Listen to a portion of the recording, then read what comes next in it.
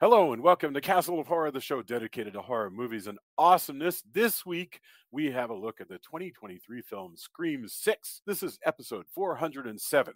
Bear in mind, if you haven't seen today's movie, we're going to be talking about it from the perspective of horror fans who have seen it, so warning spoilers ahead. From Denver, Colorado, I'm your host, Jason Henderson, publisher at Castle Bridge Media, home of the Castle of Horror anthology. With me from Austin is Tony Salvaggio, lead singer and bassist of the band Deserts of Mars and lead guitarist of the band Rise from Fire. Say hello, Tony. Howdy. Howdy. Also in Austin, Mr. Drew Edwards. He's the writer-creator of the long-running underground comic Halloween Man, which you can find at Global Comics. He is a Best Writer Ringo nominee, Austin Chronicle Best of Austin Award winner, and a member of the PEN America Fellowship. Say hello, Drew. Who gives a fuck about movies? Indeed. Boy, oh boy. We've been at this so much. When somebody asks me, and I'll go, a podcast, and they're how much from it? Well, this is episode 407. So apparently we do is the answer. So we do is being my answer. Yes. Stealing my line. And finally, also in Denver, color commentary from Julia Guzman of Guzman Immigration of Denver. Say hello. Hello. Yes, that is being my answer thing from Love Actually. I use it all the time. I apologize. I already feel bad for stealing your line. Okay. It's okay. Scream 6 is a 2023 American slasher film directed by Matt Bettinelli-Olpin and Tyler Gillette, written by James Vanderbilt and Guy Busick. It's a sequel to Scream 2022 and the sixth installment in the Scream film series. Only 6 over the whole period because they definitely have not come out this close together very often.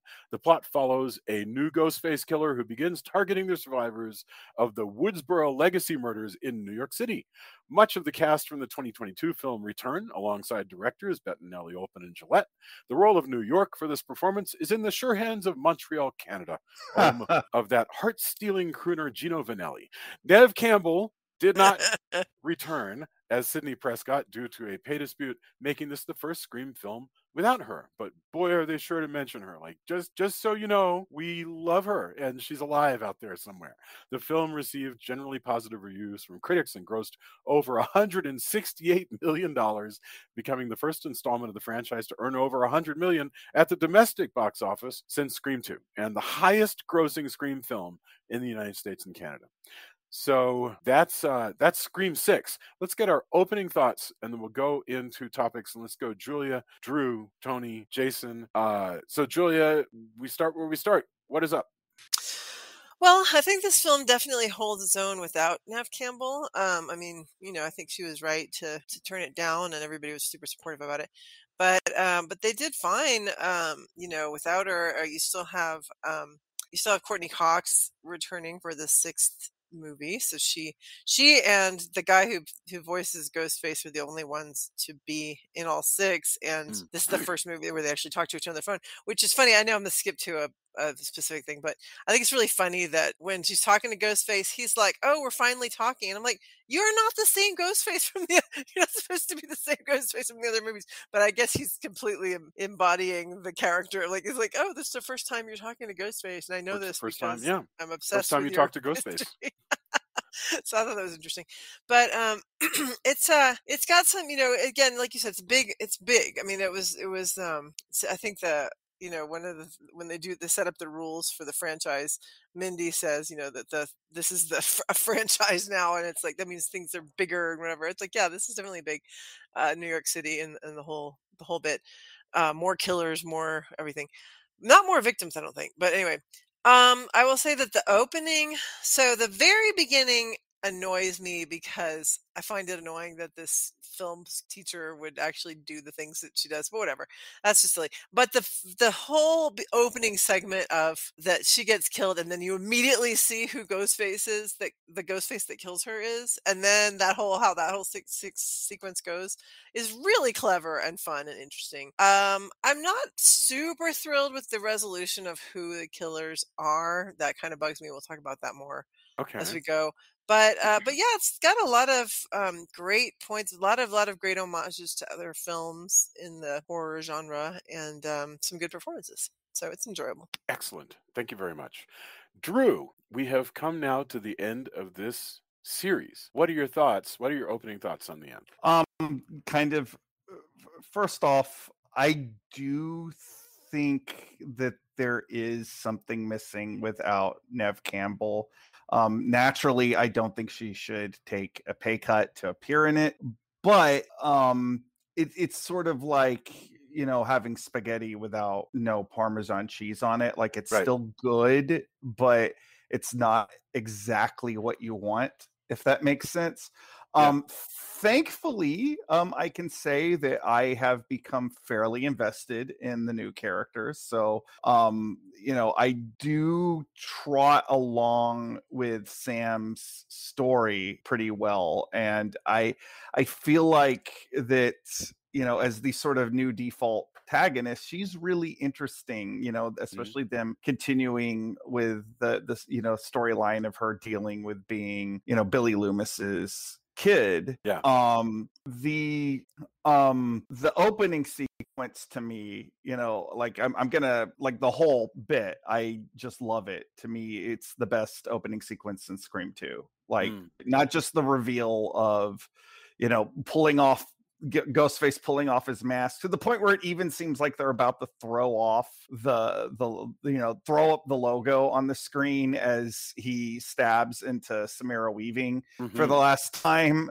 You're right. You're absolutely right. They do seem to. Yeah, they make a pause, just like, after he says that, here's something red, like, like it seems like they're building off your expectation, and then they follow him home, and in fact he gets killed and his partner Ghostface has already been killed. So yes, that's super cool. And I, yes, she makes some dumb mistakes, but I do really like seeing Samara Weaving in the opening sequence, especially knowing that she worked with these filmmakers before on Ready or Not, which, if you haven't watched, shame on you. You should go watch it. We even did an episode on it. That's right. We did. My goodness. Yeah. So I think this is a really rock solid entry into the franchise. I think it's a lot of fun. I also have some problems with the reveal, which I will save to when we're talking about it. Fantastic. Okay. Tony, what about you? Yeah, I dig it, and I've been digging on going through the whole series. Again, seeing them back to back, there's some quibbles I have with this one as well. But I think, that opening sequence is really well done. I have to agree. Also, they subvert the comics woman in a fridge trope with a guy, which I think is interesting as far as, like, hopefully that was intentional, but if not, even if it doesn't, it works. I think it does a lot with kind of what your expectations are and subverting that. I think looks really good. The cast is still, really great. Everybody seems to take a lot of superhuman stabbing still. It seems to be in the world of Scream. For sure. You can really, everybody's pretty, like I said, everybody's like a John Wick level. Apparently, if you get stabbed in the abdomen, you're fine. Bullet to the head is the only way to kill a good guy. Yeah, they're zombies, basically. Yeah. Yes. Full on gutting, Yeah, exactly. Yes.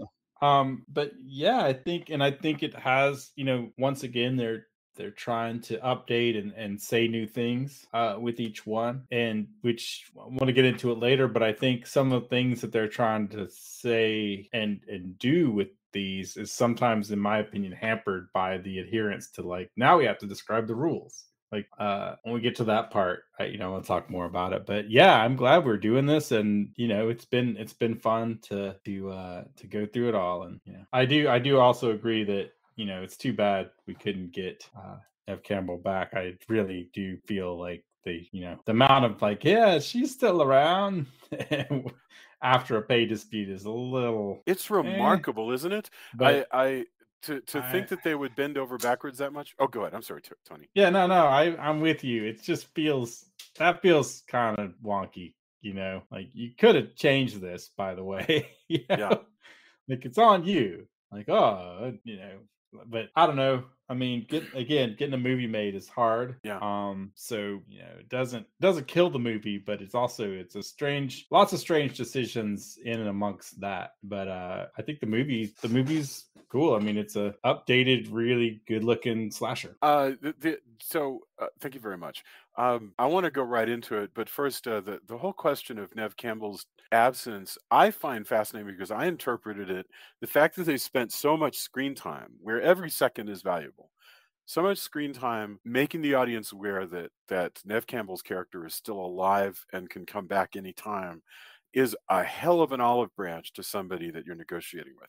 I mean, that's a big deal. Like they were like, they lost her because they didn't want to pay her more money, but they're so sure that eventually they're going to work it out that they've gone out of their way. This is very different from when you take a character and you literally like kill them off screen because you're so pissed off at the performer that you're just literally, you're never going to let them back, and you go to your way to say, oh yeah, their plane blew up between the two movies. No, so I was super impressed by that. I thought it was really neat. Well, there was a lot of weird internet rumors that the whole thing about her negotiation was a fake out, and that Sid was going to be Ghostface in this one. Oh boy. Which they actually, I feel like, kind of allude to, because they actually have Ghostface at one point going over who of the regular cast members would have been a good killer, and Ghostface actually says, yeah, Sid would never have made sense. And I feel like that is alluding to that internet rumor. Yes, my goodness. All right, so there are a couple things that we could start with, but the first two would be describing the new rules, which is the thing that always happens. But first, let's talk about the most unique thing about this Scream film, other than the fact that it looks new, it looks really, really sharp in the ways that only movies from 2023 look. But it takes place in New York City, and that instantly, in a sense, it's an echo of Scream 2, which took place in college, but and this one does too, but it's a New York college. It's a city college. So how do you guys feel about, like, that they've mixed it up before, like going to Hollywood was mixing it up. Do you like the new setup? Is it a good idea? Is it used well, or what's your opinion? Well, so that's why the very, very beginning really bugs me, because if we're dealing with this college professor who teaches film school, whatever, and so she, gets called by this guy she's supposed to meet up with. And by the way, the person whose picture shows up on her phone is Samara Weaving's actual husband, which I thought was funny. Cool. But anyway, so he's like, oh, I can't. And I mean, I totally, believe the whole part where he's like, oh, I can't see, can you come out here? I just want to see where I am, whatever. That part I'm fine with. But once she goes into the alley and it's super creepy and there's like all kinds of weird shit going on, I'm like, get out of the fucking alley. What's wrong with you? And that's then a neat moment, because he's like, I don't see you, but I know. blah, blah, blah. It's love creepy, that. whatever.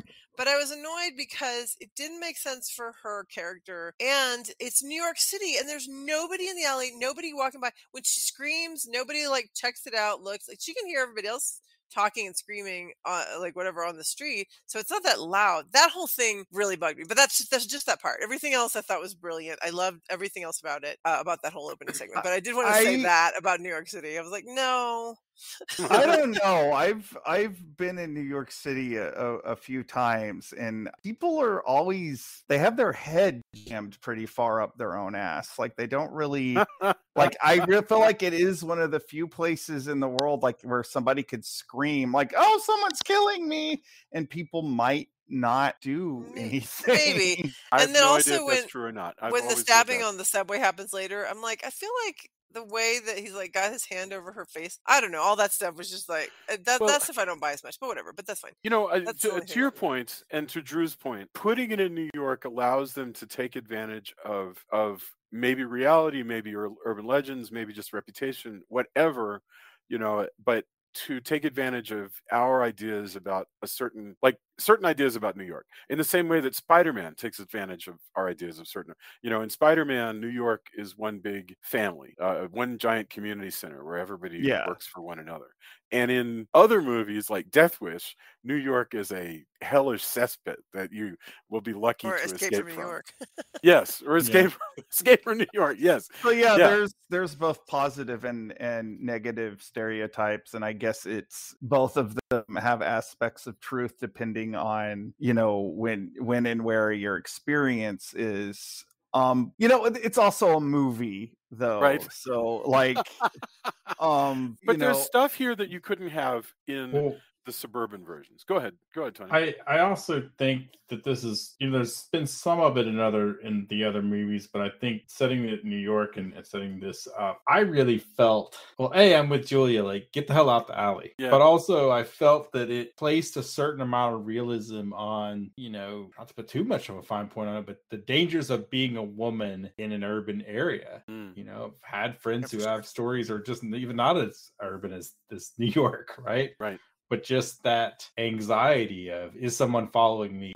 How is this working? And combined with, hey, it's the dating I have one scene. of those stories. Yeah. And it's, caring about friends and just hearing about it from people I know. I'm just like, that ratcheted up in some ways more than the kind of, hey, hometown, ersatz Haddonfield that we've had in the past. Yeah, I had a guy stalk me through the subway in Paris. He got on and off trains, followed me, and I was just in full public, and it was just really terrifying. Yeah, I mean, it's countless stories. Yeah. Like that, and real, both, okay, cool, I got away, but also just the, the ultimate is scary. It runs the gamut of all of that. So to me, like this intro, the way it diverges from kind of more traditional, hey, we're in a house thing, was definitely sets it apart and adds a certain amount of realism in a way that we didn't get previously. So yeah, I agree with that. Which also makes it interesting. Another cool aspect is the characters have all, and we should talk about who they are, but a bunch of the characters who survived the last movie, who were in the big house party in Scream 5, have all come together to either attend college or just hang out near the college in New York. And those include Sam, played once again by Melissa Barrera, Tara, who is played by Jenna Ortega. I'm so sorry, Jenna Ortega. Let's see, who else is returning? Well, this is the core four, so Mindy and the twins. So Chad, played by Mason Gooding. Yes, and Mindy is played by Jasmine Savoy Brown, and so they are brother and sister, and they've made it here. And then there's various hangers-on that have been added, but those are these core four. And then Courtney Cox, of course. They call themselves the core four, and Courtney Cox shows up. Well, Chad calls them the core four. The rest of them but they embrace sort of begrudgingly accept it. Right. But I wonder, is Tony right about this? This is an interesting thing that I hadn't thought about. Actually, Tony, because it was before, share your all about family thesis. Well, I was more saving it for the end as well. Okay. But yeah, at this point we have everything seems to be around a singular relationship and bridge out from this one family. And so I think at this point the Scream series is just as much about family as the Fast and the Furious series. It's there's something to that. It's like there's like family, they're totally different, and maybe they could exist, and maybe there needs to be a ghost face and a really fast car. I mean, God knows that the ghost faces are definitely as immortal as the cars are in exactly in the Fast and Furious movies. What's your favorite race movie? But what I wonder is that but family is important in both of these franchises to an ungodly degree. Yeah. Which I just kind of really like. This is the movie where I was like, oh man, you're really sticking with it's all in the family. Yeah, there's and two extended family as well, because we right. pull in extended family with this as the core four. Yes, and the relationship between also Gil Weathers counts in that as well. Yeah, and Dewey, you can get a Dewey memorial in here also. So I was thinking about this, Jason, about before you go on, did you appreciate that Tony did an impression of Paul Lynde when he was doing the "What's your favorite race movie"? I thought that was a Ghostface impression. It's all of the above. Now I'm thinking, not just because we were just ripping earlier. I'm sure if Ghostface were in fact voiced by Paul Lynde, oh, that would be amazing. That would be amazing. Scary movie. Exactly. That's what it sounded like. I prefer the classic. You're exactly right though. Somebody goes, "What's your favorite?" I don't know. Never kill a duckling, and he'd be like, "What?" What even And it just turns into a version of the Paul Lynde Halloween special. Like, No, but okay, this family concept. I know that you're half kidding, but not really, because yeah, I'm you got mixed. two Like, sibling pairs, and Hayden Panettiere lays out the new thesis that's very much Mhm. in line with the Fast and Furious idea, which is family is blood, but also family is chosen family. right. And that's going on here, right? And I'm wondering, is that in fact, it might sound like a dumb question, but I promise it's not. Is that in fact a kind of new idea? Is this idea of found family a contemporary idea that was not as prevalent Well, in the 80s and the 90s? I think it's a comment. I can't speak for the writers, but I have found that in the horror community, made up of a lot of outcasts, the horror community often is the found family. Mhm. I mean, look at the mutant fam that Joe Yeah, Bob that's is literally how they they're like, refer to themselves. Yeah. yeah. So I think, when you're at a convention, and like anybody in families, you have the uncles and aunts you get along with and cousins, Yeah. and then some you're like, oh, we don't go to his house so much, right? Right. But in general, that bond of we're kind of the outcasts, the others, Mhm. amongst mainstream, the horror community is often that found family. Documentary after documentary proves this, convention after convention. So I think there is another meta comment on discovering your own through survival. A lot of people use horror to deal with real world issues Drama. that, Yeah. and so, hopefully not to the extent that this group, the Core 4, has had to go through, hopefully not getting stabbed, but and put upon by serial killers. But a fair But amount, I'm willing to bet. I mean, everybody goes through, your own journey. Yeah. But that is a meta comment on finding your people, your tribe, your however you want to describe it. And I think there's something to that that's also, whether it's intentional or not, is wrapped up in the series. Yeah. I'm so glad that you pointed this out, because if I had to name one thing that has been a trend in horror that I'm aware of the last like 5 or 6 years, it has nothing to do with whether movies are getting less violent or more violent, or genres or subgenres, although those are all constant, interesting debates. But it's this emotional resonance that horror has been having lately that I really genuinely feel people didn't talk about as much prior. So that's and you nailed it with Mutant Fam. I feel like that word cloud around family and all that stuff, that kind of came around to me during the pandemic. I think the concept of found family has actually been around a long time. Oh, for sure. If you're talking about concept, like, yes. like queer people, or like Tony said, like social outcasts, which certainly there is to a degree if you look at what Sam is going through. There's something to be said about that here for sure. I wasn't aware of it. So I was certainly aware of it in certain quarters. I wasn't aware of it as being a way to understand horror fandom until recently. That was new to me. Because although I love it, I'm really glad that it happened, so I welcome it. But I never saw that before, and so I really do. I kind of feel like the movie is reflecting on that. Yeah, okay. So that's interesting. You have this found family business going on. You have some new rules. Mindy, who is just in the same way that Kirby was a very, very, very knowledgeable film bro, female film bro, I suppose, in her Scream film. This time, that was Scream 4. Mindy is that now. And she's, she's the one who knows basically all the meta rules. Well, she's literally Randy's niece. Oh, that's right. She's the original. Niece. She's the original film bros. More legacy cool stuff is that she's Randy's niece. Yeah. Family, man. She's right. Like I'm telling you.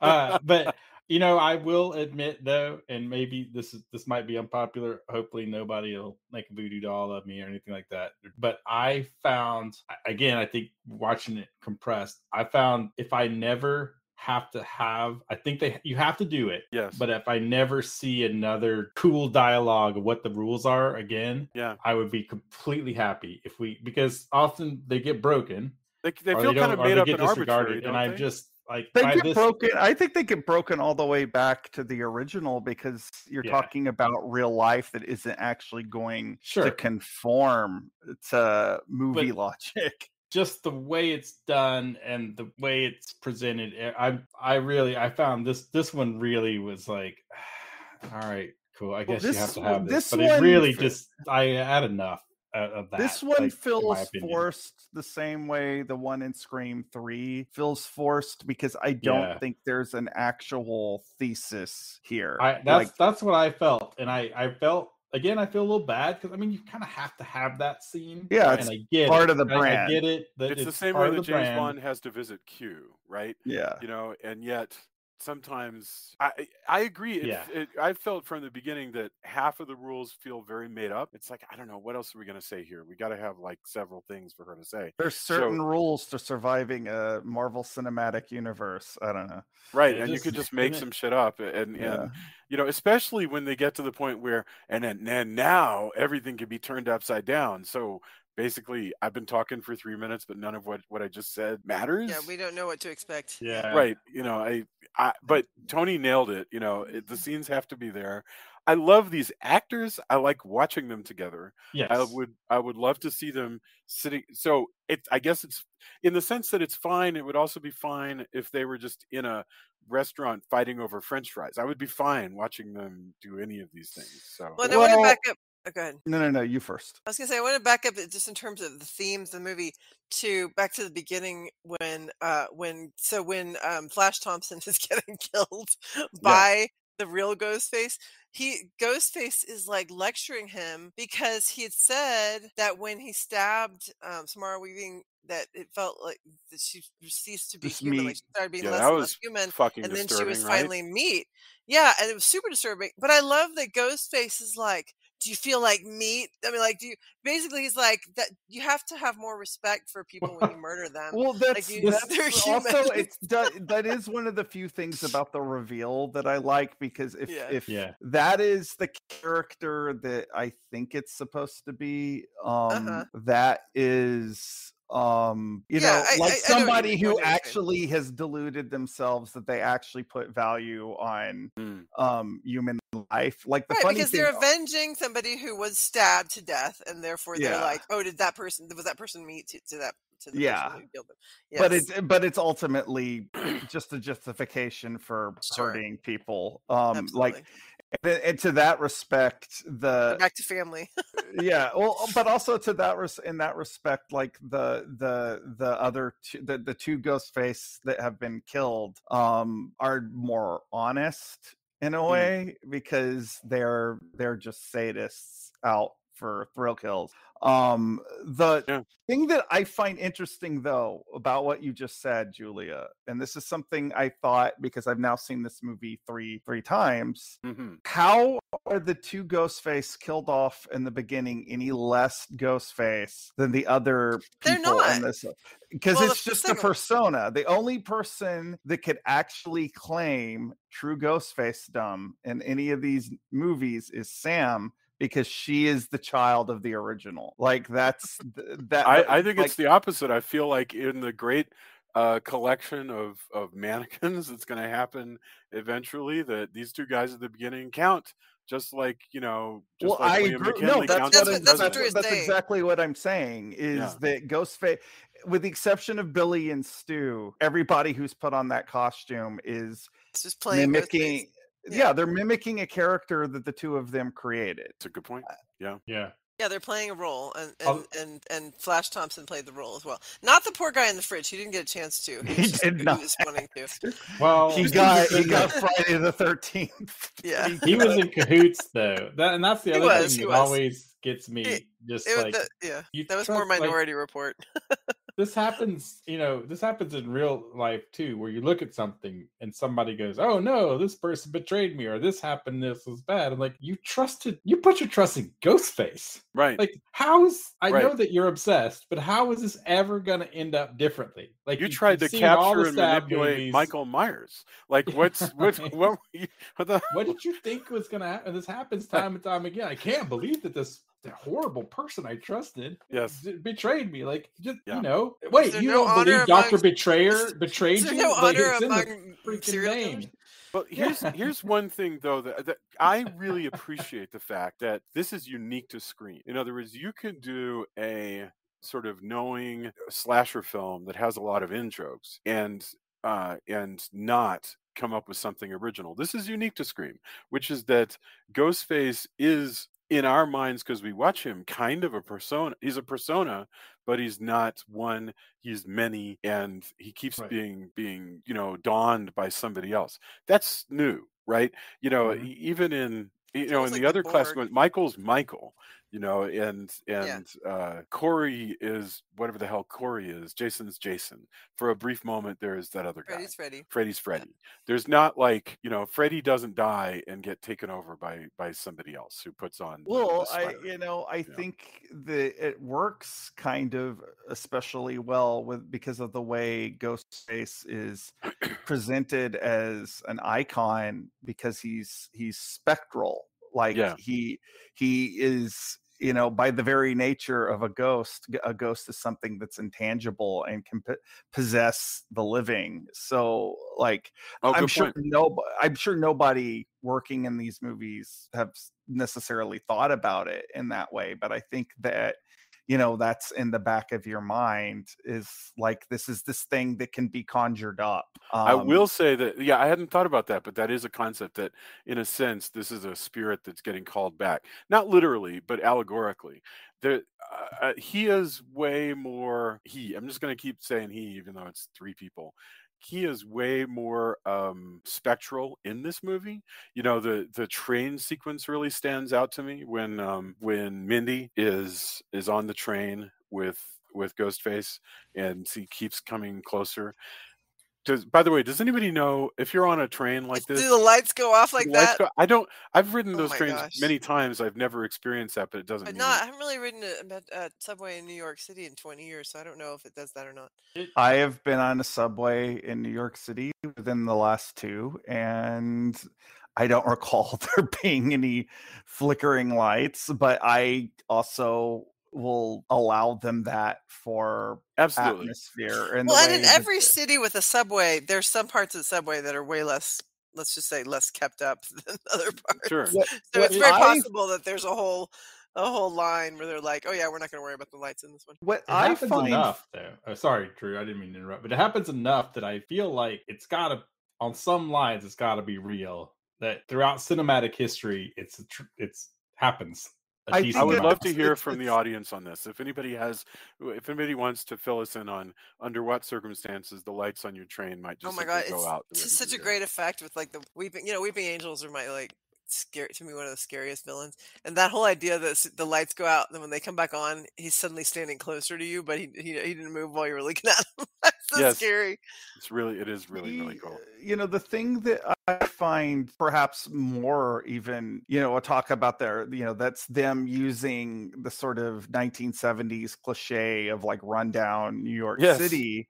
But there's also, because this is set, and I'm surprised it has taken them 6 movies to use Halloween as a backdrop. But, this is set in a big city, let alone New York City, but they're in Halloween time. And so there's people running around dressed in masks. And because of the in-universe stab movies, there's tons of people dressed like Ghostface already. And I thought the way that, particularly in the subway scene, the way that was utilized was so effective and so creepy. And one of the things I like best about this movie, because there was like a lot of jokes when this movie came out that they were comparing it to Jason Takes Manhattan. Yeah. Yeah. I don't know that this movie uses New York any better than Jason Takes Manhattan, if I'm being honest. But it does use Halloween a lot better than the last Halloween movie. Like, Yeah. I feel like Halloween, there's a palpable sense of a version of Halloween that we don't actually get to see very often, which is like the Halloween of a 20-something that is like going to college parties and getting fucked up and, you know, taking public transportation back at somewhere. In this case, because they're plotting to stop a killer, but in real life, you'd be most likely doing it because you're drunk. And, you know, I loved how evocative this was of that. And, you know, they absolutely got the vibe of that perfectly. Yeah. Well, I love it.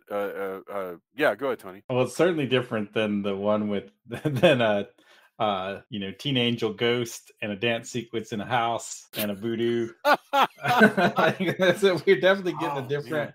We're definitely getting a different Halloween than that one. Something.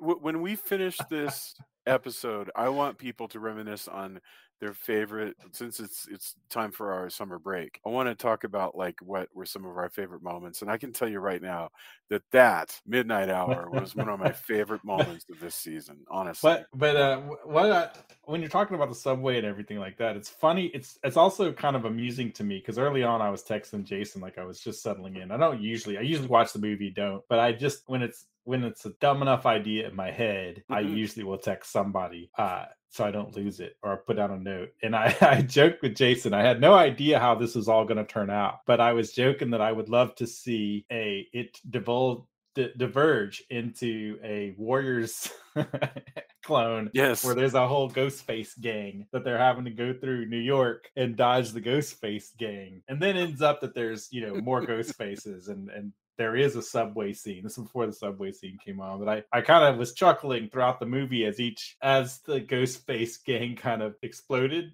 And then there's subways and stuff, because early on I was like, Jason, this intro part makes me kind of wish that we had the New York of the Warriors and that it was them going through.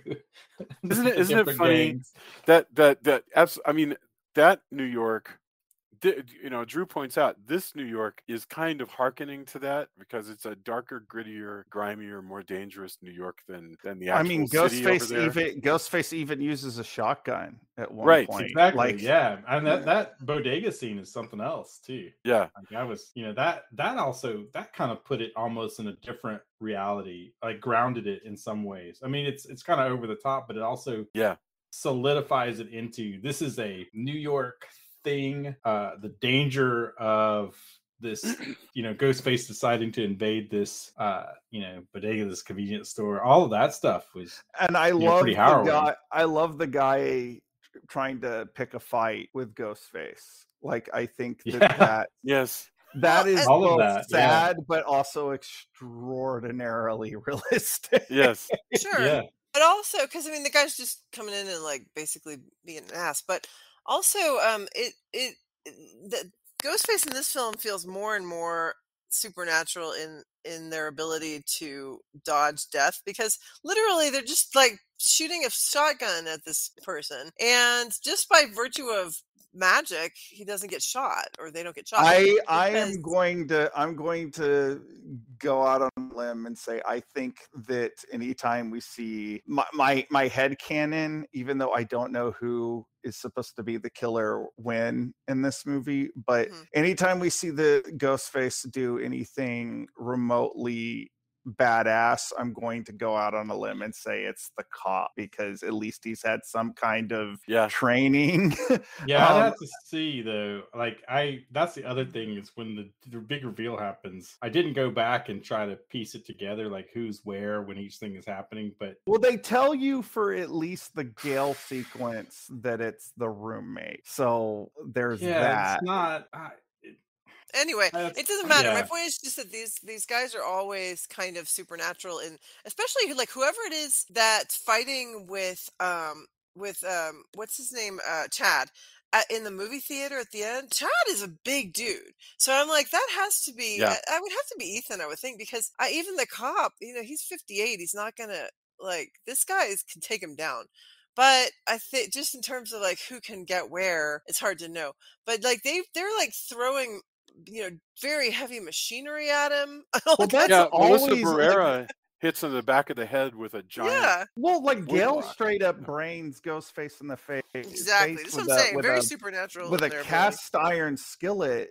Yeah. You know, well, I mean, that is part of these movies, is that the killer is always somewhat less, like, they're more indestructible as long as they have the outfit on. Yeah, Like, and it they don't always- even get like.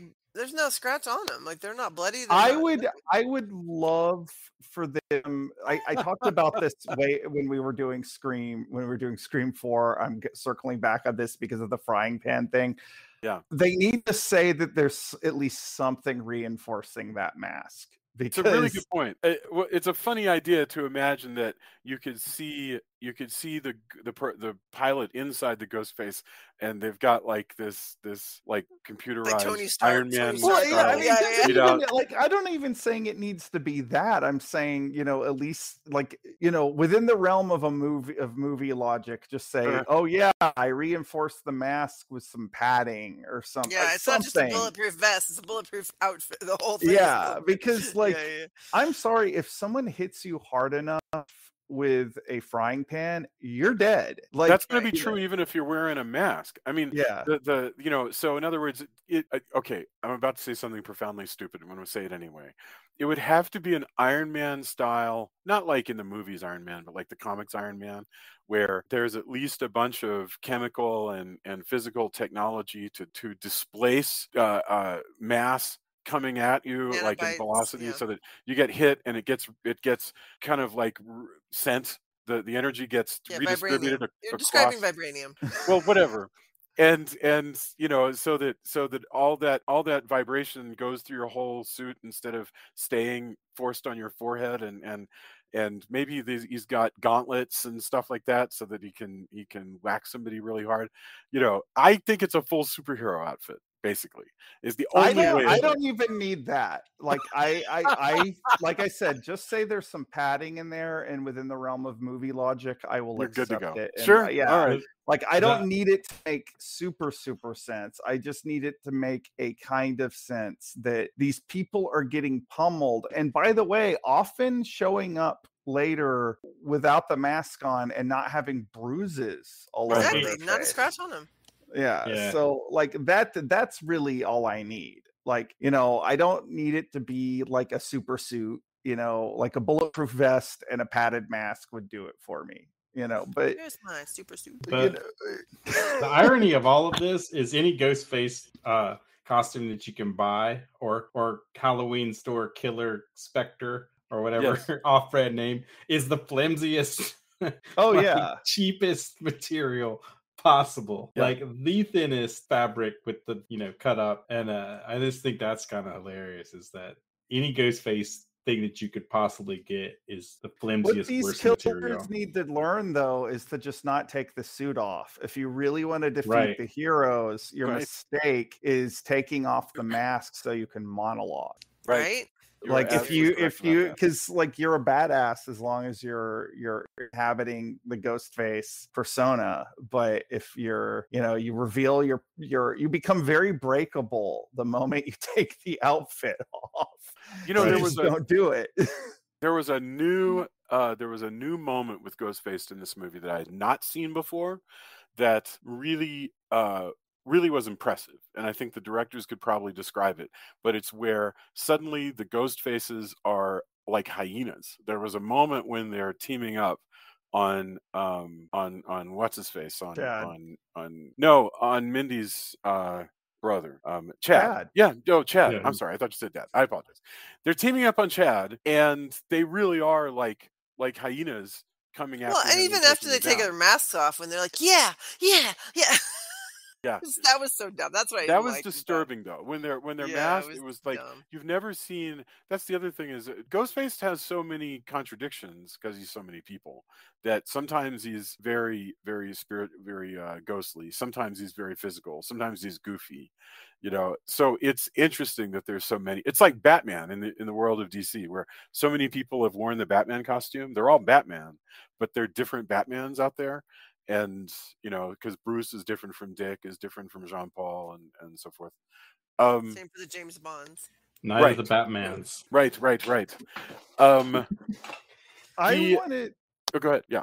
But while we're talking about the costume, I wanted to talk about like the weathered Ghostface look, which I feel is a callback to the weathered Michael Myers mask. But I as much as I like that Michael Myers mask, I really like the look of the Ghostface mask. Yeah, it looks cool. It does. It's look so really cool, cool looking. And I couldn't tell you.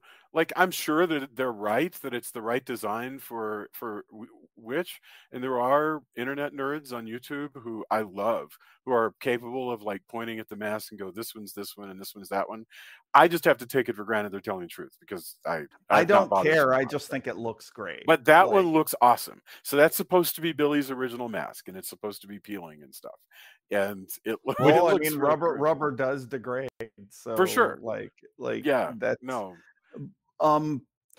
Which is sorry, Drew. No, you first. On that, like the first, which makes it even more interesting when your expectations are turned later, and there's a Ghostface and a new Ghostface mask, just because that's what they needed to do. So there's a non-worn Ghostface that shows up. Is it Subway, if I'm not mistaken? But the surprise is like, oh, well, that can't be the Ghostface because it's not that Ghostface, and yet it is. And I thought that was actually like, well, okay, that's pretty cool, because they didn't have that one with them once the final reveal is made. So there's a more pristine Ghostface that actually turns out to again subvert our expectations by being the murderer.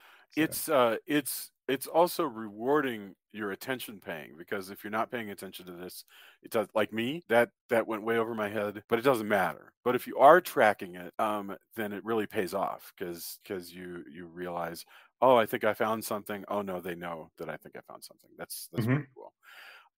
Speaking of, I want to get to the amazing. We don't have to talk about the set piece itself. I mean, it's the finale takes place in this big theater, but the theater is the coolest set. Way back to the first scene. Absolutely, before we get into this, because to me, the thing that I loved most in this movie is not any of the killer stuff. It's not any of the like. It's strictly a character based scene, but it's something that I found so relatable. What's that? In a weird, so like the second scene, like after the stinger at the beginning, is Sam talking to a psychiatrist. Yeah, I want to talk about that too. Yeah, okay. And her going, like him kind of prodding her story out of her before she's ready to say that, and then him getting disturbed by that, and I think anybody who spent a lot of time with therapists is like, this is a very extreme example because of specifically what Sam has gone through and who her parentage is and everything. But like the idea of like saying something to a therapist and the therapist be given pause by that is something that is super relatable. It's something that happens. And also I think it's just about everybody's worst fear. And I loved that scene because of that. And it's purely character based, but like, I was 100% with you on that. I was just so moved by that whole scene. Well, and I think, we talk about the absence of Sid in this.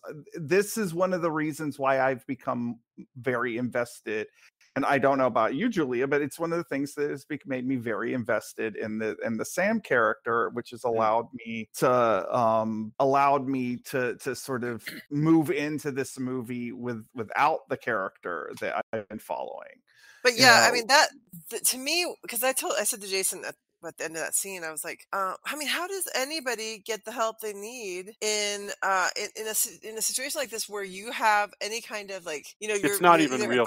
He doesn't have a duty. No, I'm not talking about the duty. I'm talking about that was just an idiotic thing for him to say.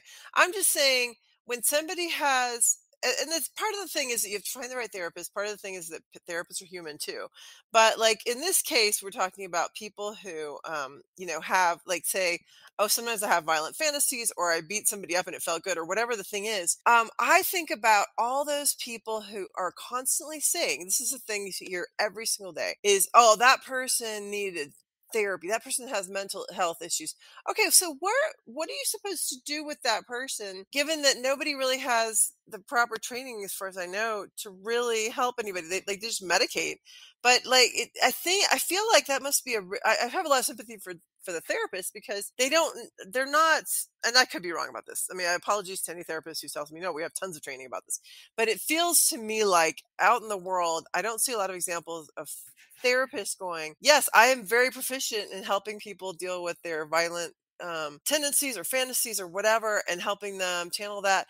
Like there probably are some, but it must be more often than not a therapist goes, oh shit, I'm not sure if I'm equipped to deal with this. But the person who has now opened up their soul and said this thing feels like, oh, I should never speak again. I was wrong to trust anybody. I need to go back in my shell and just deal with it myself, which may or may not be destructive to them and others. But I've had the same experience as you, Drew, where I've been talking to a therapist and I said a thing and then they reacted in a way that I was like, shouldn't have said that. I shouldn't have trusted you. Yeah. Never mind. Not ever saying anything to you again. Like and this guy, is not good at his job, but he's not supposed. He's not supposed he's also to be obsessed with horror movies. He's got like a ghost face doll. Yeah, exactly. Although it might also have been Halloween decorations, but True. but the thing is about it is we're not supposed to empathize with him. He's a character in a movie. We're supposed to empathize with Sam. But I empathize with both of them for different reasons. I do think that in real life, try different therapists until you find one that works for you.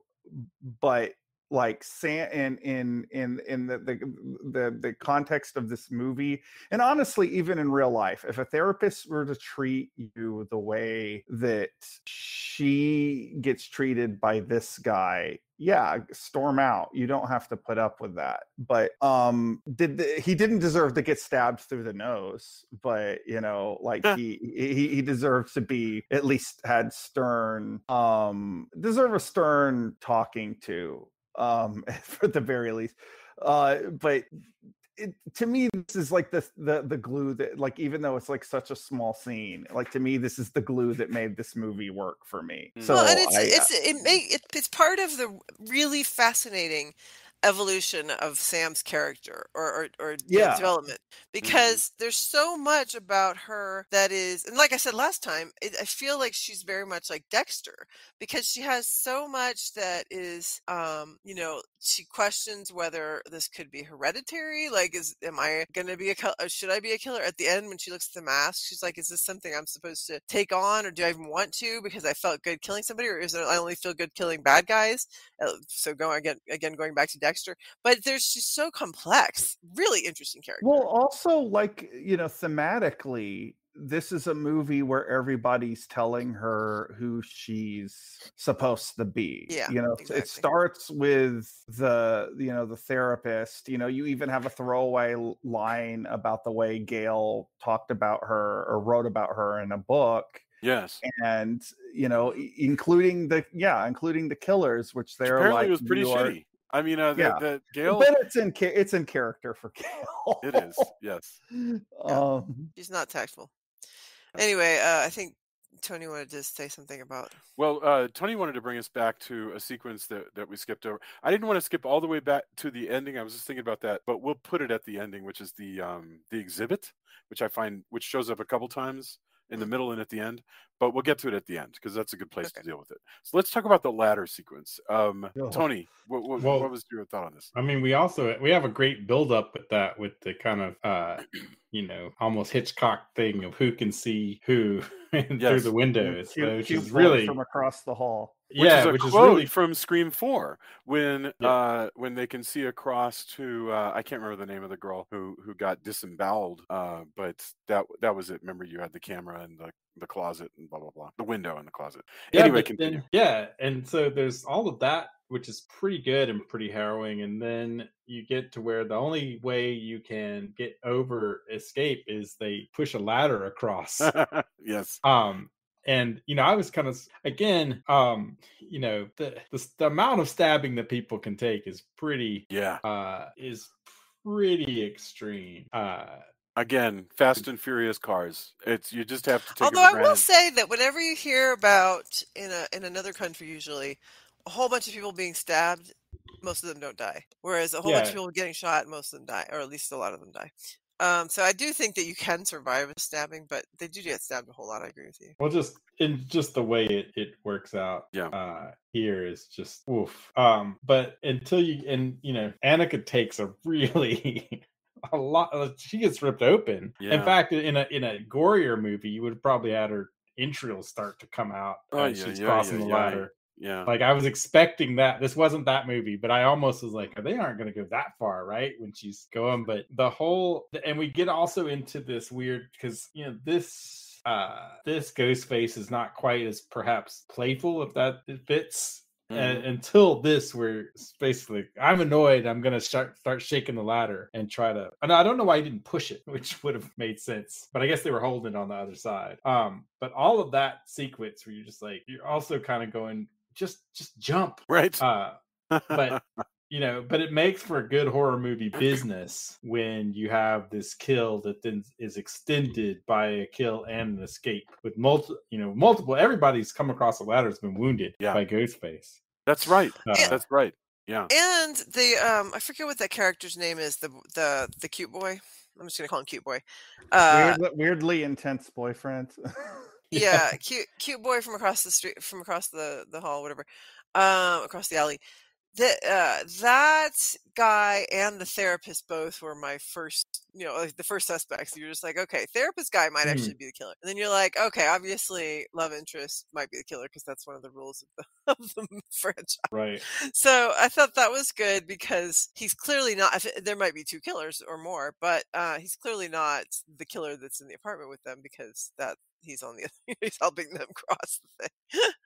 So that was an interesting thing. I was like, oh, okay, so he's not that killer at least. Yeah. But that was just they do a lot. There's a lot of really, kind of part of my main points. There's a lot of really interesting set pieces in this. Yes.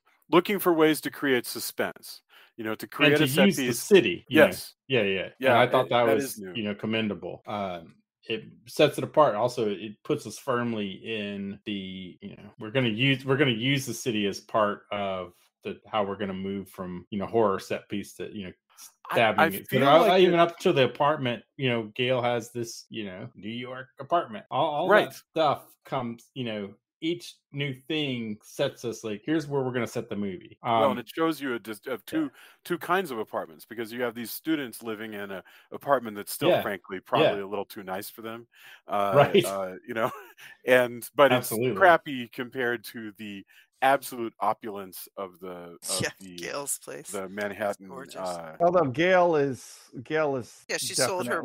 She's supposed to be super rich. She's supposed to be. She sold her books and movies and what have you.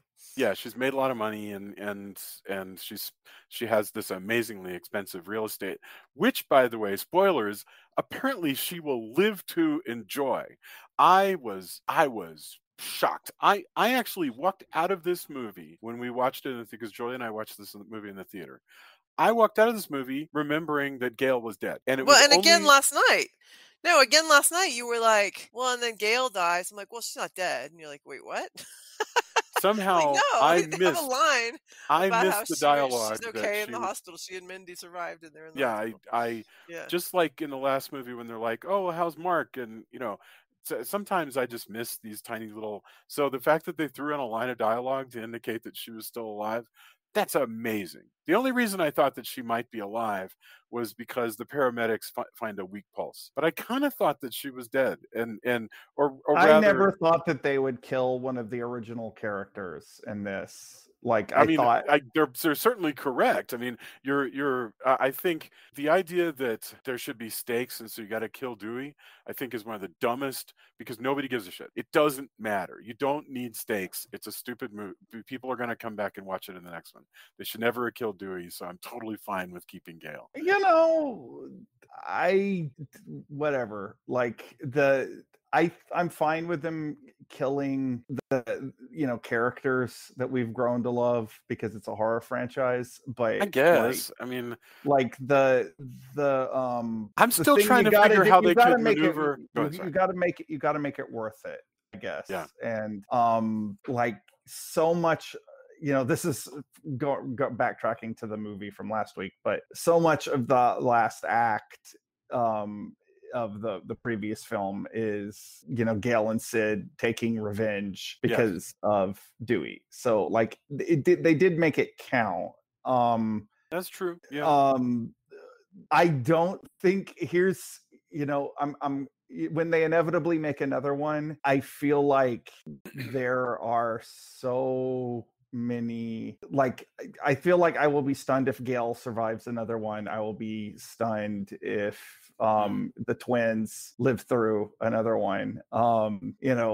Honestly though, like if anything, like to your point, they bent over backwards to find a way for Kirby to come back because she looked all kinds of dead in Scream 4, but fandom resurrected her. I got better. Yes. Yeah. You know that the only reason dead she for a few minutes. The only reason she wasn't in 5 is because they literally couldn't find Hayden Panettiere because she didn't have an agent and she wasn't acting, and so they just lost her. They couldn't find. Holy so then they found her for this. What was she? What's she been up to?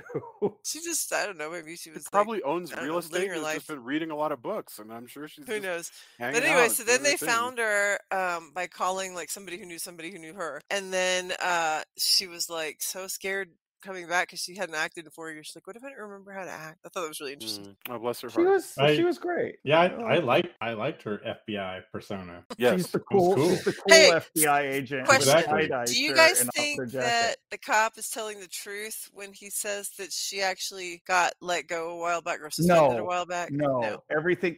I think we have to assume that everything that came out of Officer quote unquote Bailey's mouth is, other than you fuck with my family, you die. I think that's the only honest thing. Do you think his name is the not real name and not Richie's? I was wondering if I think Richie's is the real name because he and Bailey's made up. Okay. Yeah, I think Bailey is somehow a made up persona because like if you look at the films within the films that Richie made, they say directed by Richie Curse. So you're right. Yeah, so I think all three of Richie's family are using assumed aliases. Yeah.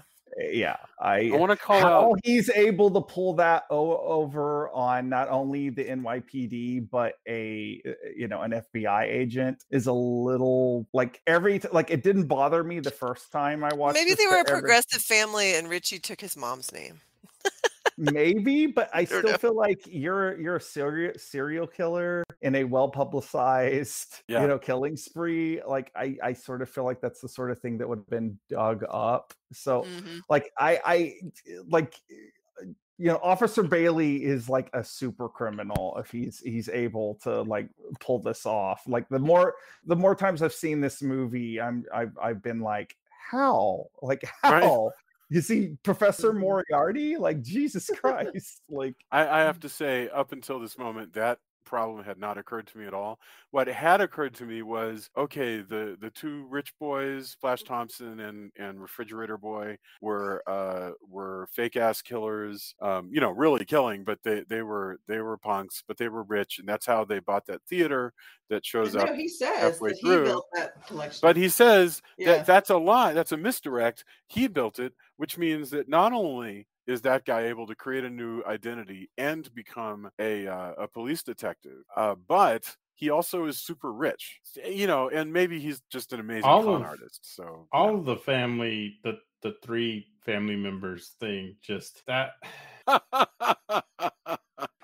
It The death doesn't of this quite guy hold who up. was a serial killer turns 3 of his other family members into serial Yes. killers. Just think about that Just meeting. Like, oh, hey, That listen, fam. I don't that I part just I I don't do does not work for find me.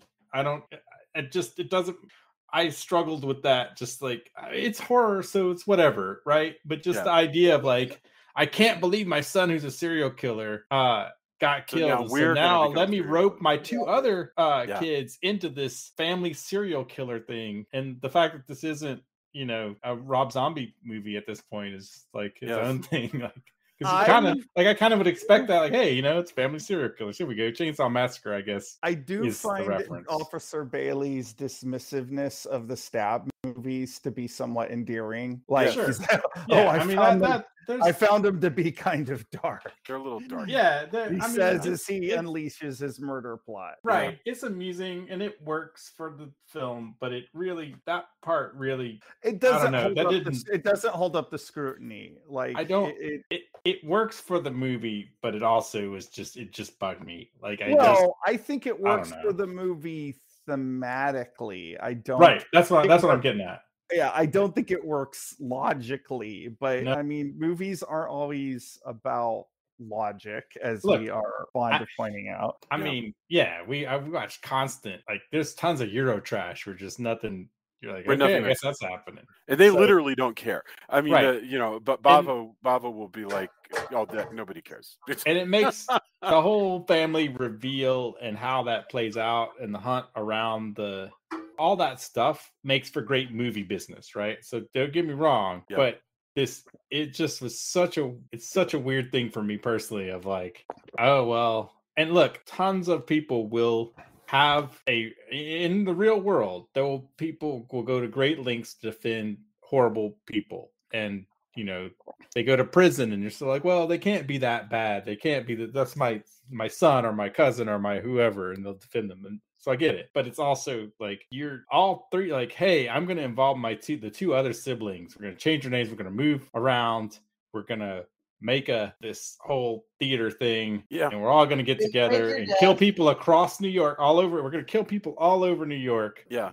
Because our sibling / you know, son was a serial Well, I have killer. to admit so you're right. That makes no sense at all, and it makes less sense the more you think about it.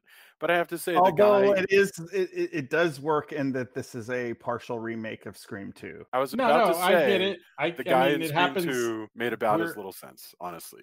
You're right. And again, this is why I go back to it's family because I we've do got have one way multiple it could work. times that everybody, all of it stems from family, right? Yeah, I do have one way it could work in that it's family, and it could be backwards. It's not that they're killing because the brother was the killer and got killed. It could be that they all are fucked They up. always were because of serial the killers? dad. Well, because the dad was already like, we don't know what their childhood was like. Maybe the dad is effed up. He's got bad parents, Mhm. and then he did horrible, Sure abusive thing. things to them, and like the whole thing just went off the rails with that whole family. Well, And the first kid's the first one to manifest it. They seem batshit out of Yeah, their that's true. minds. That's true. When they're like, you know, both of the kids seem completely over the top, Yeah. insane, and you know, Dermot Mulroney. Am I saying that right? Dermot The Mulroney. actor playing, the actor playing the dad is doing a final job of chewing up scenery. There's a himself. word that Tarantino uses that he calls this the miso crazy speech, when the person that has been there all along has to finally do their heel face turn and indicate that they're the bad guy, and they have to deliver a miso crazy speech. And Well, he actually did that earlier in the movie when he goes, "You mess with my family, you die."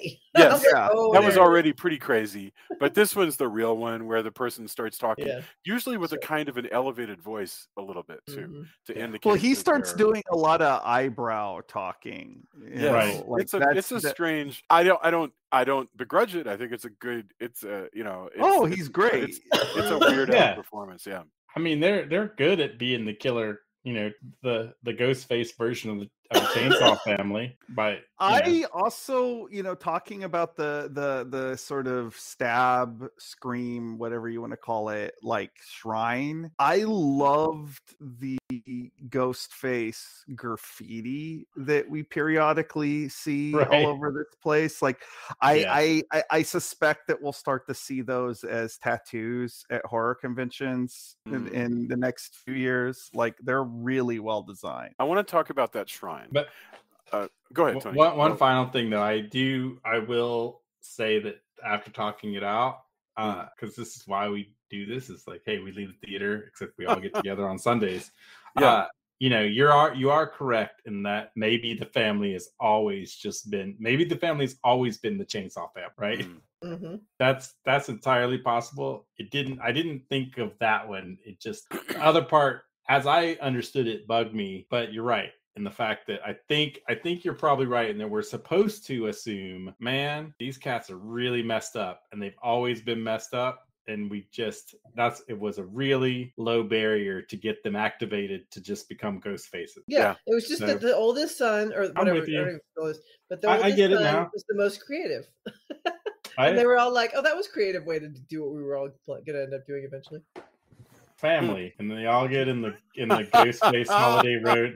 They all get in the Ghostface your National Lampoon's Vacation car, and head to New York. Sing Christmas Holiday Road. The moment you said that, Holiday Road just started playing in my head. I mean, that's Wes Craven. I did actually National Lampoon's Vacation. Yeah, I mean, I was picturing the next Fast one to have a Holiday Road theme. I would watch. It's like that Ruth's Chris Steakhouse. It's like Wes Craven's National Lampoon's Vacation. Yes. But I will concede that that's probably what I was supposed to take away, and therefore will eat a little bit of crow in my. Well, no, but I makes more actually sense. came, like you said about talking it through. I actually came to that conclusion as we were talking, because I was like, okay, because I also was like, really, that just is overkill, literally, to be like, oh, we're gonna avenge his death by killing a bunch of random strangers that have nothing to do with anything. Yeah, it does make, regardless of if it made sense to me initially, it does make for good in context, in the movie, crazy business. Because just like what Jason was talking about, like the part where they just all converge, is just like, whoa, that's terrifying. Yeah, it is. It all was, of that it was stuff. a new scare. It was something new that we hadn't seen before. Oh, and I love the double knife wipe. Yes. Right. Exactly. So, regardless of how it's supposed to play out, it does make for some interesting Scream stuff, which is, scary. That's why we're here, right? It's scary because the two sisters are back to back, and they're like being surrounded by these ghost faces. It's very terrifying. Mm-hmm. Multiple sibling pairs. That's so strange, because that's yet another sibling pair. It just made me picture about the twins. But when did they ever say they were twins? I never caught that. They say they're twins. They talk about them being twins in the first new. I don't know, the requel, Scream 2022. Yeah. I do now picture a family reunion like barbecue where it's all just a bunch of ghost face, like 30 or 40 at a state park, where somebody drives by and it's just all ghost faces, like grilling and hanging out. This reminds me of those cracked chair. things. Do you remember the cracked, like, double spread where all the monsters are? Exactly. We're talking about how complex Sam's character is. When she's like attacking the girl, Quinn, she goes, oh, looks like you're down another brother. I was like, that is so fucking cold, even for these serial killers. Like, uh-oh. Like, I mean, see it from her perspective. Yeah, no, I do. I'm just saying that was really, really cold. It was funny. She, speaking of attack eyebrows, though, like she gets the crazy eyes going pretty good herself. Like, she plays that. I don't know. I like all the different things this actress does across these two movies. Like I just am completely in awe of her. I think she's so good in this part. Yeah, I'm not gonna have endorsements at the end, but I will say, if you haven't seen In the Heights, watch In the Heights. She's fantastic in that. And like Jason said last time, Siempre tu Acapulco. Yeah, she's one. If you want to watch hundreds of hours of her, then yes. You can watch that. Yeah, I mean, the funny thing is, back in the 80s, we were accustomed to the good guy reading some cold ass, words when they would finally murder the person who'd been bad through the whole movie. So, Stallone or Schwarzenegger would always say something badass. Yeah, they had a quip. Clever. Right. Mm-hmm. And so she's back with this. She's kind of inheriting that even more, I think, than Neve Campbell. I think it's got a different tone because of what the character represents. Like, you're not wrong, but I think the Loomis connection, I think. Yeah, yeah. It makes it's you like, and I think that also differentiates her from Sid very well, because like Sid's very much like the big good of this universe. Like, Yes. if Sid does something, it is morally within the right. It's Whereas pure. Whatever she does will be pure. Yeah. But Sam, because she's got her feet dipped in both teams, I guess, to mix my metaphors, she that's, I think, one of the things that makes her fascinating and stand on her own. She's not a stone cold copy of Sidney Prescott. Like, you don't know what she's going to do, and that's great. That's wonderful. All right, so there was something interesting that turned out. I don't know if Rodriguez was still directing the inserts that supposedly are part of the Stab movies here. There's some new footage we haven't seen before, or if we have, I don't think that's supposed to be Robert Rodriguez. It's supposed to be Richie making. No, but there's some movies. of it where they're playing scenes from Stab. And at the beginning, when they walk in, and it's just showing Stab sequences, beginning with the killing that is a copy, the thing that we saw in Scream 2, that's a copy of the killing of Drew Barrymore in Scream 1, which is Stab 1. But there was an interesting bit here that I had never seen before, which is that Ghostface attacks somebody in the film within a film and is stabbing the person and is moving their hand very slowly. And Ghostface turns and looks at his own hand. And it was what I loved about it is it was a callback to, I know this is on purpose, it was a callback to Halloween, when in POV shot, Michael, who is stabbing his sister super damn slowly, turns and looks at his own hand stabbing her. And I was like, this is so interesting, because they're giving us another view of what that would look like if you had a killer doing that. There's so many homages to other movies, throughout the thing, especially all the Halloween costumes. This movie also makes a lot of good use of people watching horror films, like the Flash Thompson Ghostface is actually literally watching Jason Takes Manhattan at one point on the screen. Oh, and my gosh. Yeah. Later on, the psychiatrist is watching Invasion of the Body Snatchers, which is, I think, that is actually one thing I will say about this one. This one has a deeper, it doesn't just kind of stop and begin with more mainstream slasher stuff. Like, they talk about Argento, in dialogue. They, again, just the fact that they're showing a black and white horror film is kind of, broadening the palette a little bit, which is interesting, because allegedly this is the sequel that doesn't give a fuck about movies. Yes. But no, but you're absolutely right. And more so than ever before, because look, darn well that Wes Craven knew his way around as many different kinds of horror genres and any kind of genre as anybody else, right? But Wes Craven was not interested in going there with his contemporary audience. It just wasn't interesting to him, or he made a creative decision, a commercial decision, not to do that. These movies are subverting that and going, what the hell? Let's make some references to Argento and stuff like that. Well, with the six movies in, might as well put stuff in there where somebody has to Google search a reference to something later. And again, although maybe that's a technology thing, because when the original movies came out, your film knowledge might be limited, whatever, Blockbuster Video, had. And you didn't have the internet at your fingertips. So I've maintained, and I think that we even talked about this when we did the original Scream way back in 2015, that I think the movies that were chosen as reference point in that original movie, I think that was a way of making it user friendly for its target audience. Yeah. Whereas, nowadays it's so much easier to research something. So like if you throw out something that's a little more obscure, it's not going to be frustrating for Right. a burgeoning film nut to go, what is this black and white movie that the psychiatrist is watching? Right. Watching, like quite to the contrary. I always love that shit. Yeah. When in ET, when they're watching, I think they're watching The Thing in ET, right? It's just always cool. You're like, hey, look that up. FYI, the final Stab movie, Stab 8, otherwise just known as Stab, is directed by Rian Johnson.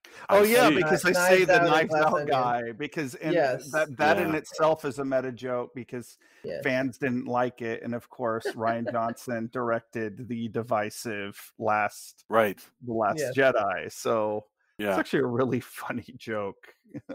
For sure. Yeah. Awesome. Okay. Well, what else was in that shrine? That shrine, by the way, if you haven't seen this movie, and it boggles my mind that somebody would listen to this episode of this podcast who has not seen this movie, but if you haven't seen this movie, you should at least watch it just for that damn shrine. I should find him on YouTube. The shrine is the coolest, the coolest thing in this. I mean, I think you could make the statement that is the reason this movie exists. It's a really neat, I mean, God, wouldn't it be cool if they made like a Kenner toy set of this shrine with like 9 ghost faces in a corner and a bunch of I was glass thinking faces. about this, that it was a shame that this movie came out before South by Southwest, because how great would it have been for them to do a pop-up that was a recreation of this? It would be so easy to do this damn shrine, honestly. I mean, yeah, when I was they didn't have any of the original stuff, so they had to recreate all of it by just Sure. Yeah, I'm surprised it wasn't at like the Highball at the Draft House, Yeah, you would think, right? It's so interesting because it's like a Planet Hollywood just for stab movies and for the real killings. Well, no, it was not. It was not the shrine is not to any of the stab movies. I'm sorry, I shouldn't even have said that. It's only the actual murders. Yes. But if you look, Jason, in your history of YouTube, because I think we were watching it as you, there was a brilliant video that a guy did just breaking apart every single thing in the whole shrine. I was all the Easter eggs in the shrine. Well, I think it was in your. It was. Yeah. I really like, and they kind of comment on like who did all this with all the drawings that are in it, like the production, people have to sit down and make all of it. I mean, they have to make the Ghostface stuff regardless, right? But the fact that they added all of these pieces of artwork along with text and all of that goes in each of those displays, that's a decent amount of work. A lot. And if you look at this video, this one is from the Scream 6 Shrine, Everything You Missed. He spends 13 and a half minutes. This is a YouTuber called Beyond the Mask. And he just has broken down everything that he can zoom in and explain. And there's a lot, even down to Sarah Michelle Gellar's character and, Posey Parker's character and the outfit worn by Drew Barrymore and the outfit worn by Sydney's dad and this other guy in Scream 4 who's supposed to have an outfit that looks kind of like the outfit worn by Sydney's dad. I mean, it's and all of those, hand drawings, and they're spending time trying to decipher the writing on the. So this is amazing. just amazing. So I think it's really cool. I think it's cool that they've created fandom so it can comment on fandom, but also just be real, because we've watched these movies. So this stuff, matters to us as well. So, speaking of that fandom within fandom, I do think that we commented a little bit on it, but the sheer terror of being hunted on the internet for things that you haven't, that you had nothing to do with, and that's the reality that can happen all too often these days. And weaving that into to me, that's the more contemporary thing. Like, yeah, whatever, we're going to give you all the rules, but that commentary and the meta commentary that happened over the past couple No, of you're absolutely right. Is, because the one of the huge downsides of the internet is there's really good about throwing stuff out there, but very poor to almost non-existent of retraction of things. Almost nobody does a follow-up if something is not true. Yeah. Well, And we've become awful. We've become a society that's very quick to judge and very quick to assume that the popular opinion, the court of popular opinion, I think, has never been more powerful. I don't mean this to turn. There's a whole other nuance to what people may take up the flag, cancel culture, this and all that. I don't want. That's a whole other podcast and a whole other different. I think it's worth discussing how there's like a fine line in certain things. Like the cancel culture thing, like to me, like, who is the person that whines the most about that? Like I immediately I get you. I think of like Dave Chappelle who says he's been canceled and then still wins like a Grammy or an Emmy or whatever. There's a lot of that. But I think the fact that they not only tried to ruin her, like physically kill her, but they are responsible for the attack of her character and constant her living in constant danger of just even being assaulted by the one girl who throws the drink on her. And she's a private citizen. She's somebody that sought out the public space. She's not someone that is out there trying to be a celebrity. She's actually kind of trying to do the opposite. She's just trying to keep her head down and live her life. So I think but it's a new thing. I think this is more like internet bullying, like than cancel culture, I guess. I just meant that there's a different discussion to be had, but this Ghostface family has decided to do character assassination along with literal assassination. I agree. I think there's there's certainly discussion to be had about what this movie is getting at. I think the most telling line though is how easy it was to put something up on the internet and get people to believe it, which sounds almost more like they're commenting on like the rise of people like Alex Jones and things like that. Like if like whoever is screaming the loudest even if it's like something that's kind of outrageous, like there are people out there that will latch onto it. And this is an evolution, by the way, of what Emma Roberts had to say in Scream 4, because remember there she was like, everybody needs to be online now and they want to get famous, and this is the Beyond the Planet of the Apes version of that, where we're several generations down and go, oh, it turns out that getting famous on the internet can really suck, and it and there are all these negative aspects to it. So yes, but you're right. I agree. That's a much bigger conversation. It's a really good point. And I also agree that there's problematicness. In other words, there's problematicness in being able to ruin people on the internet, and there's problematicness in pretending that you've been ruined. Both of those things are problematic. I don't really think that comment on that in this. Although I really don't think that they're going for a cancel culture thing. No. I think it is more about conspiracy theories and things more of that nature. I agree with you, and that was not my point. My point was, I never thought it can turn into that, but in this particular case, they have weaponized the virtual world and the real world against this person. That's something else, That's but it's one of the more realistic things in this movie. Yeah, exactly. I just think it's fascinating that is yet another evolution and an update. Coming from almost no cell phone movie, entry to now, right? Yeah. coming from the 90s to now, we've changed the landscape of what can be in a horror movie, and I think that's its own kind of fascinating thing. Yeah. I hadn't thought about that, how much this whole world has evolved. Well, I mean, it's because there's only 6 movies, right? But they're stretching across so much time. I mean, so much time. Exactly. The world building's pretty good, though, considering. Oh, yeah. No, that's what I think is amazing. Yeah. It's these films have. I like the fact that there's been so few of them, really, relatively speaking. Because they give us a chance to see this world really change, especially if you do it like we've done it, where you watch 30 years of films over the course of one a week for like 6 weeks. It's been pretty neat. There's more stab movies than there are Scream movies, which is also kind of hilarious. Right, that's absolutely right. Although the real life Scream movies are catching up. It just depends on if they could stay at this cadence, But what if by the time you get to 7, there's 3 more stab movies? You never know. I think if you go off of what Gail said in this movie, I think more likely there's going to be a stab true crime thing. Prestige miniseries on something, which is kind of funny because while they were taking time off from movies, there was a Scream television show. So yeah, Gail talks about that as though she won't get a chance to participate in it, but I have a feeling that she will figure out how to be involved. Gail is nothing if not.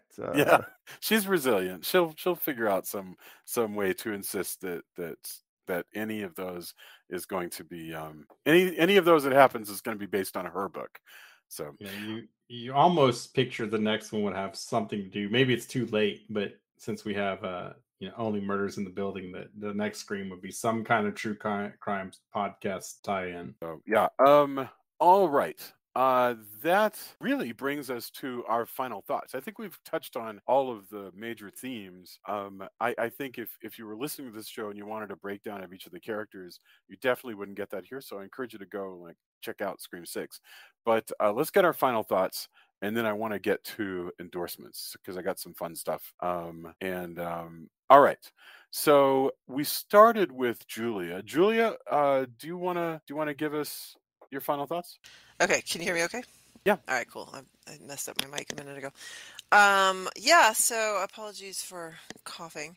No problem. I think that it's been really fun talking through this because it really has made me realize how much more complex it is, both the plot and the characters, than I really had thought about. Just kind of going through, there's a lot of complicated themes, a lot of interesting sort of little paths that it takes you on, little diversions. So it's not a dumb movie. I mean, it's not the most intelligent movie ever, but it's not a dumb movie. It's actually pretty sophisticated in some ways as slasher films go. And clever. So I think it's definitely one of the better ones. I have to go back and see which one's my favorite of all, but it's definitely in the top half of them, if not the top 2. I like it. Excellent. Drew, what about you? This has been a tremendous series. I think we've all had a really good time. Yeah. Dissecting these, even those of us who were maybe not as looking forward to it as other cast members. I think it's been fun, and I honestly don't know what I'm going to do with myself in the coming weeks when I have to, not talk about Scream every Sunday. Right. I'm with you on that.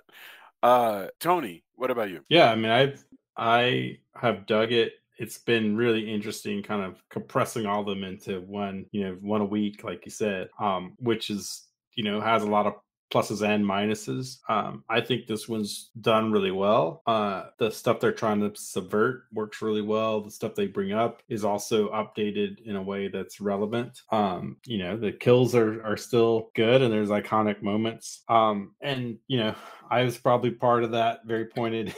Hey, I don't know, Scream never did it for me. And I'm willing to eat crow and understand why I wasn't interested, but then what that dealt with of my own kind of just choices, right? It's been really fun talking about them with everybody and kind of flowing through time. That's the magic of covering a series like this, is seeing where it goes. Yeah. I think that's fascinating as well. But yeah, solid. If we're leaving off right now because we're caught up, that's a solid way to go out on the before the break too. Yeah. So I really enjoyed talking about all of these with everyone, and I hope everybody's been along for the ride as well. If you've been revisiting them, or if this is your first time too, I think that's super cool. But yeah, solid cast, and just solid slasher movie. I get why these are popular, and I'm glad we went through them. Excellent, thank you. Same here. I am so thrilled to have gone through this. There's, I have a tendency to be sort of Monty Hall. I tend to like stuff that I watch and not have much to say if I don't, because it's just not that interesting to me. But these I've really enjoyed, and it's been a lot of fun. So I'm so thankful that we did this. And I haven't gone back and listened to our podcast on Scream 1. I remember being a lot harsher on Scream 1 than I probably would be now. And I don't know why. I don't know if it was because I was an edgelord when we did it when we talked about that. Oh no, movie you 10 were years ago. Richie. Yes. I think there was probably something to that. So I don't know. Jason, don't be a Richie. We all go through that phase, I think, where we're just I think that is 100% true. Yes. So yeah. Hey, before we get our endorsements, and I know Tony has a special endorsement, but before we do endorsements, since we're about to take our summer break, and I'm not sure how long it'll go on probably for a few weeks at least. We'll figure out when we come back. But I wanted to ask you guys for your favorite moments of the past, what I want to think of as a season. Because we really haven't taken a lot of breaks over the past year. But if you think back to stuff that we've done, semi-recently, what pops to mind that you enjoy? I mean, anything jump out? I mean, other than what we've been doing, other than the Scream films, yeah, I really enjoyed the crossover that we did with Monster Movie Happy Hour. I think that was super duper fun, and I actually have went back and listened to that episode on days when I was feeling down, because oh my goodness, it cheered me up. So yeah, Assignment Terror. It was solid. That was really good. So I love that. That was really great. One things that I really loved is we did a lot of obscure horror that was just stuff that I wanted to talk about, and I just foisted on you guys, and and it was a really enjoyable conversation for me, at least. Who knows? Deathmaster, we did Deathmaster. We did the Ghost of Dragstrip Hollow. We did Horror House. These are films that, for reasons I can't explain, are near and dear to my heart, if nobody else's on the planet. And I just loved that we talked about Bride with White Hair 1 and 2.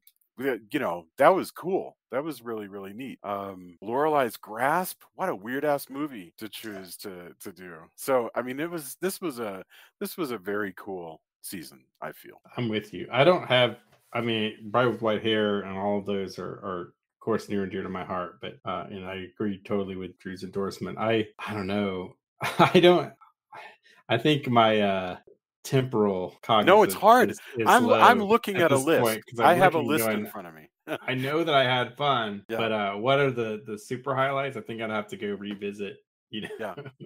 Well, exactly what we talked about as well. But I think in general, I'm just glad we're all still hanging out and doing this. Yeah, that's a really good point. We did Frankenstein Meets the Wolfman. Oh, you mentioned Midnight Hour. Holy shit, I loved Midnight Hour. That was was so great. Okay, Julia, I don't know. Did you have any favorites that you or does anything pop to mind? I just started looking at the list to see if I can remember. I agreed with Drew that the crossover was really fun, but I'm looking at the Missile to the Moon was pretty funny and silly. That's right, with the Catwoman. I guess they weren't Yeah. Catwoman in that version. Yeah, I'm kind of scanning because I have a terrible memory, so I'm trying to remember what we even talked about. Lorelei's Grasp, that was entertaining. But yeah, Dracula 80, 1972. definitely those crossover episode was a lot of fun. Yeah, I hope we get to do more. I really do. It's been such a strange kind of cool thing to make friends with those guys over at Monster Movie Happy Hour, and those shows are some of my favorite shows. It's just a real blast. All right, endorsements. So, Julia, did you have anything to endorse this week? No, like I said, just if you haven't seen In the Heights, Yeah, that's a good one. In the Heights and CM3. Yeah, there you go. Okay. But no, I think I'm gonna cede my time to those who have longer. All right, cool. Longer endorsements. Drew, what do you got? I have been enjoying The After Party on Apple Plus, which is a comedy mystery series starring Tiffany Haddish and a whole bunch of other people that are very funny.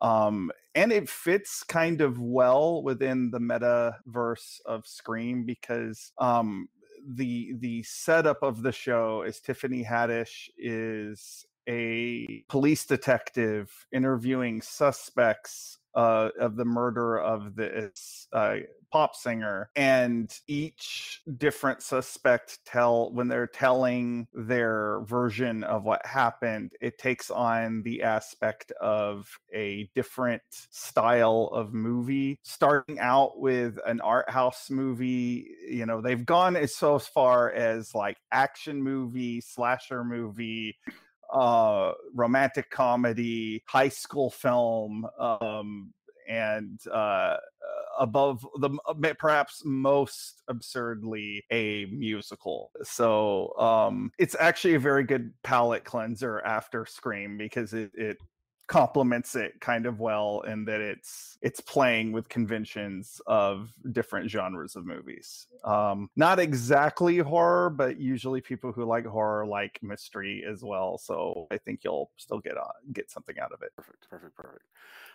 My only endorsement is a quick one, and it's for a website called Nestflix. Nestflix, Nestflix, is a website dedicated to fake movies inside other movies. So like if you look up Stab, they'll have entries about the Stab movies with screenshots that look like stills from the movies. It's very cool. So I recommend you do that. You'll kill a lot of time there. You won't kill quite as much time as TV Tropes, which I think you can kill infinite amounts of time. Oh Lord! But it's nearly that good.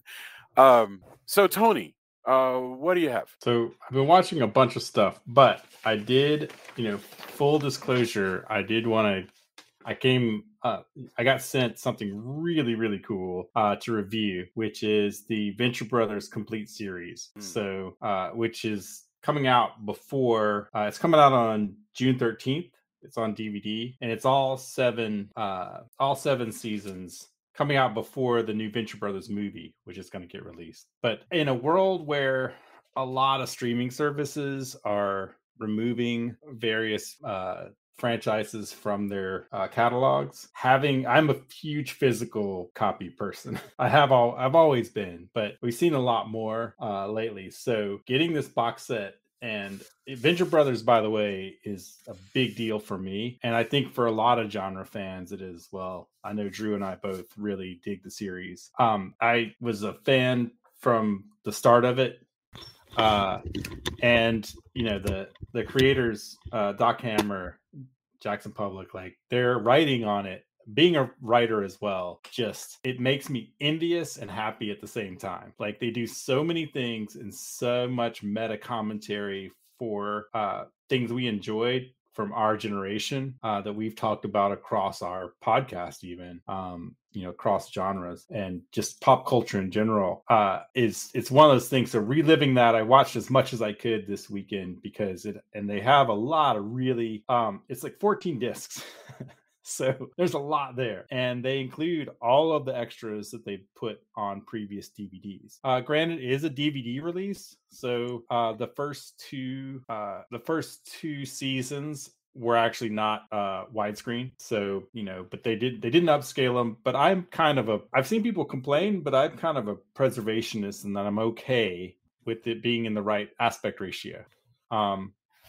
especially if you don't have the a good way to upscale it, you know. But the extras on it, there's tons, like the Christmas episode, there's commentaries. I mean, it's chock full. There's a, you know, behind the scenes movie about Astro Base Go, and just, it's really, really well done. They're on like these flipper disc kind of container, which is the only way to fit 14 discs into a package that's small.